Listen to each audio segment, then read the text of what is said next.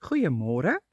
In hierdie week se selgroep het ons gepraat van Deborah en die uitdaging was om 'n vrou in jou lewe wat vir jou baie spesiaal is, te vereer deur vir soveel as moontlik mense van haar te vertel.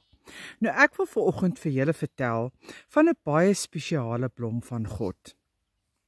Sy is deur 'n baie moeilike tyd, haar seun is dood en sy het verskriklik gesukkel met God daaroor en beklei daaroor en haar geloof amper verloor. Maar danksy God se groot genade en se liefde het hy haar weer teruggetrek na haar toe. Nie lank daarna nie het sy Billiam-Berei gekry wat haar gesig aan die een kant heeltemal verlam is. Maar in plaas daarvan dat dit haar onder gekry het, het sy regop bly staan, want sy is net soveel sterker in God. En vandag tree sy saam met my op, waar ons ook al optree. En Teresa, ek wil net vir jou sê, jy is 'n kragtige vrou, jy's 'n pragtige vrou van God. En as ek voel, nou kan ek nie meer nie, dan is jy sterk en jy lig my op.